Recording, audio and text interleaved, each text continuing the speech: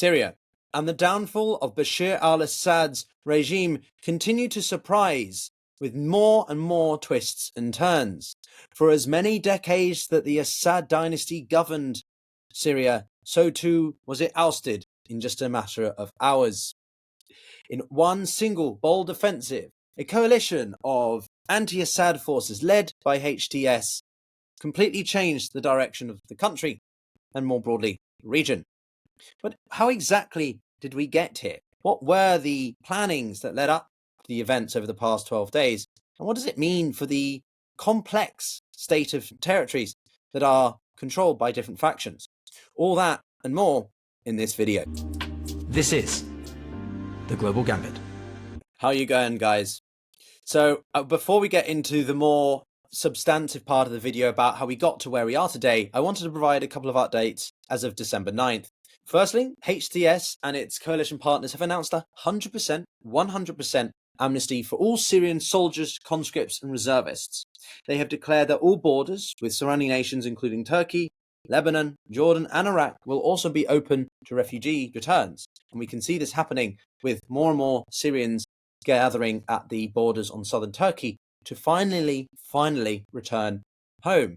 But equally, this is just the beginning, and things are only going to get more complicated, particularly when it comes to territorial discussions and, well, who controls what around the country, which we'll come to at the latter part of this video, so stick around for that. Equally, the HTS coalition is really moving at such a rate in planning and getting together the right actors, including the former Prime Minister of Syria, to discuss a peaceful transition and a caretaker Prime Minister, that the transition plan that is being discussed and debated in the UN and more broader international community is increasingly redundant, increasingly being made nullified.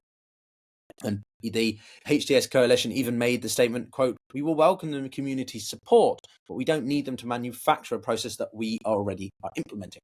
But to get into the broader context of how we got here, now keep in mind, Assad was backed by powerful allies like Russia and Iran. And if you want more of a deeper dive about the winners and losers, including those two countries, watch the video that I posted yesterday, where we go into deeper dives about some of the wins and losses for them and who will come out, well, arguably why Turkey came out the best. You'll see in the latter part of this video as well.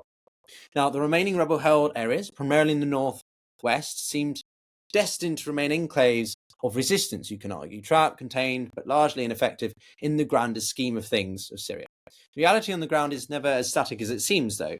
This recent offensive by the anti-Assad coalition's forces has shattered the illusion of any stability in Syria and the sort of centralization of control that Assad had, and reminds us that war is far from over in any place, even one as complex as Syria. Now, to understand what's happening now, we need to unravel the layers of how we got to where we are, the motivations behind this resurgence, the vulnerabilities with Assad's regime, and the shifting alliances and control of territories that we are seeing play out before us. So let's break down how this happened. Firstly, these events in the past 12 days have been arguably 6 months in the making. 6 months ago, opposition militias devised a bold plan to strike Assad where it hurt most. They brought their idea to Ankara, capital of Turkey, which has long supported some of the Syrian rebels. While Ankara didn't explicitly approve the operation, the rebels believed that they had its quote-unquote tacit blessing. This led to a coordinated attack spearheaded by HTS, or fully known as Hay'at Tahrir al-Sham, and the Turkish-backed SNA, or Syrian National Army. There are quite a few acronyms here, so stay with me. Once considered an affiliate of al-Qaeda, Golani and the broader HTS entity have spent years trying to rebrand themselves, running a quasi-state in northwestern Libya, Idlib. Now, you may have seen in maps in between the period of more heightened fighting in the latter part of the 2010s, and now that there was always this area of northwestern Syria that was never fully regained by the Syrian government forces. Now, I think it's important to keep in mind that there was an earlier attempt to push for Turkey's blessing. At around October 10th, HTS did share plans of an intended offensive, but when Turkey fully understood what was included, they intervened to try to stop it. It's important to also keep in mind, though, that both these entities were once part or considered an affiliate of al-Qaeda, and Golani and HTS have spent many years trying to rebrand themselves. Now, in war, as with many things, timing is crucial. It's not just right time or right place, but right person or people. And in this case, well, the right person being, in an inadvertent sense, Assad. The anti-Assad forces, coalition forces, needed to find a moment when Assad was weakest. Years of corruption within his government had left tanks and planes without fuel, for example. The army was completely demoralized, illustrated by the footage and photos we've seen of complete bases disregarded with equipment and clothing of the Syrian government forces, Assad government forces, just dropping them to go home. But the real game changer? Arguably that his allies were no longer in a position to help, something that we've covered in the video yesterday and the day before. Now, Russia, I think surprisingly, has been distracted by the war in Ukraine and had pulled back support. It didn't have the bandwidth to come to its aid, as we've seen in other examples such as I've mentioned before, Armenia and Azerbaijan. Hezbollah, which was once propped up by Assad, had withdrawn its troops to deal with its own fight against Israel, a fight that it was losing drastically, and the complete loss of its leadership, military command structure, only worsening its ability to gather its troops for its own survivability, let alone the survivability of another regime like Assad. Now, this rebel offensive caught many by surprise, not least Assad's regime, obviously.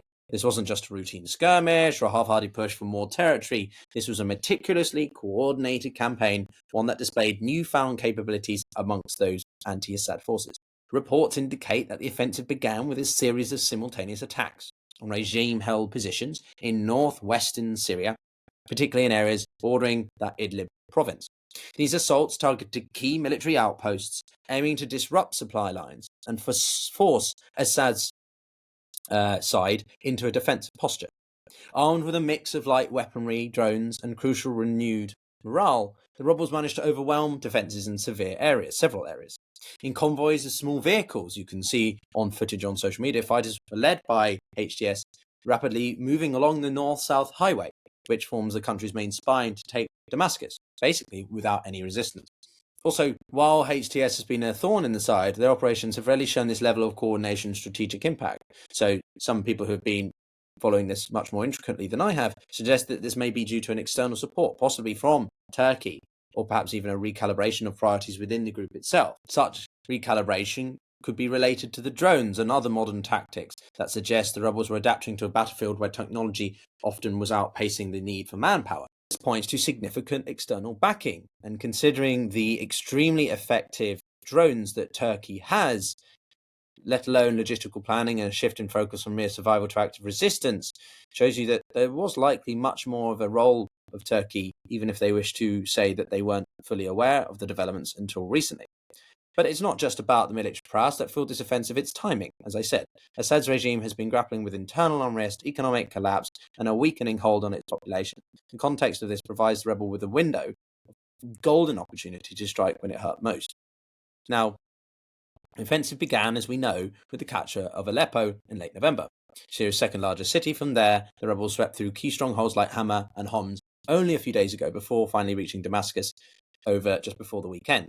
By the time they'd reached the capital, Assad's forces were too weak to resist, and frankly, they had no desire to. It reminds me again of the events in Kabul, when the Afghan forces, plagued by corruption, simply just gave up their arms and left. Indeed, many believe, looking back on other examples from recent history, such as I've referred to, the Kabul offensive takeover by the Taliban in 2021, where the military was completely plagued by corruption and a lack of morale and change of priorities, simply just gave up their arms. In this case of Syria, it was largely the same, due to an inability of the Assad forces or the government to ensure there was an effective response by their military. It was like a house of cards. Once one piece fell, the rest followed. Now, as I made in another video very clear, there have been regional winners and losers. Turkey has emerged unquestionably as the biggest winner, arguably because they've had much more of an actual role in this than was initially thought. With troops on the ground and strong ties to the anti-Assad forces, Ankara is now the most influential external player in Syria, and arguably increasingly in the whole of the Middle East. President Erdogan's gamble to stand up against Assad has paid off, consolidating Turkey's position in the region, and will probably benefit Erdogan at home as well, considering the Turkish economy is still struggling. For Iran, on the other hand, this is a devastating blow. As I made very clear in the other video yesterday, Iran is absolutely at a loss here, not in a relative loss, but an absolute. Assad was a cornerstone of Tehran's regional strategy, including via the Shia Crescent, which is very important for keeping so many of its proxies and interests and ideologies together. With Assad gone, Iran's influence is in jeopardy, forcing it to open new negotiations with Syria's new leadership, which are not likely to be done very well at all. Meanwhile, the Israelis and the US are cautiously monitoring the situation. Israel in particular has seen Assad's fall as a chance to weaken its enemies, but remains wary of the Islamist factions within the rebel forces as well, something that we'll touch upon in just a second. Now, the road ahead for Syria is very uncertain, that's without question. The rebel coalition must now navigate the challenge of governing a fractured country, which, as we said at the beginning of the video, indicates that they might be doing relatively smoothly at the moment. Turkey's objectives extend beyond Assad's fall. It will still want to curb the influence of the Kurds in the northeastern part of Syria while securing the return of the Syrian refugees, which looks likely to happen. But who controls that territory in Syria?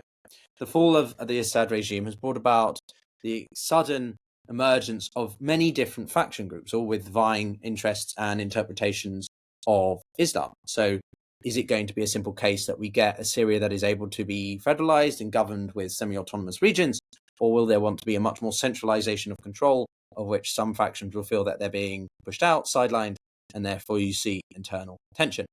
None of the rebels will mourn the falling of Assad, but finding a consensus over how to run the country will prove difficult, that's without question as well. Indeed, after just 2 days of Syrian diplomatic talks, it's clear most in the international community, be it that Western nations as well, are also beginning to reconsider their designation of many of the anti-Assad forces, including HTS. The UK, at the time of recording on December 9th, is considering removing them from their terrorism list, for example.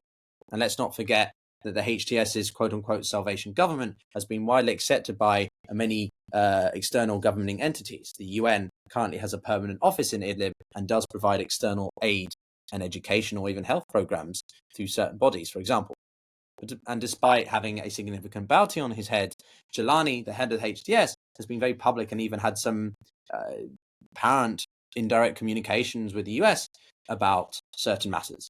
Even core Europeans have been quite substantive in their broader range of Syrian potential policy and issues, namely migration. Then there is Israel, which is going to be more sensitive over the Golan Heights, since HTS leader Abu Jalawani's family has roots there. Thousands of the Israeli settlers that live in the area, alongside 20 or so thousand Syrians, most of them Druzi, have stayed on in the time that the Golan Heights was taken over by Israel. Israel has continued to strike into Syria. That's not necessarily new, including in its time conducting its operations in Gaza and Lebanon. But this development does yet add another dimension to the conflict, as Israel is escalating its involvement as a sort of, at least their perspective, precautionary way to prevent advanced weaponry from falling into rebel hands. Reports today indicate that they have been taking out chemical weapon sites and other strategically important military assets across Syria as a broad effort to curb the potential threat posed by the chaos of the rebel offensive. Meanwhile, ground forces have moved decisively into those areas of the Golan Heights, seizing key buffer zones abandoned by the Assad regime, and the defense minister stating that continued strikes onto this sub-area will continue. Now, these ripple effects of the areas are already causing other countries to worry about further destabilization and the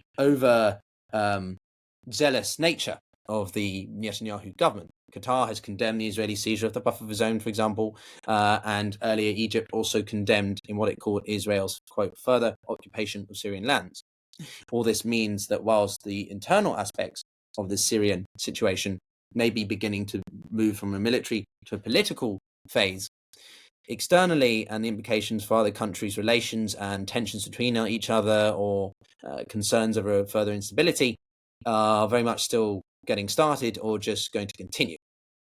So with all that in mind, I think it's important to remember that the collapse of the Assad regime is one of the most significant geopolitical shifts in recent history. It will reshape alliances. It has categorically, unquestionably weakened Iran, and it has elevated Turkey's role in the region in a way that it was already achieving beforehand anyway. But as history has shown, the Middle East, at the beginning of one conflict, often marks the beginning of another. Maybe not directly, but new doors open with potential areas of hotspots.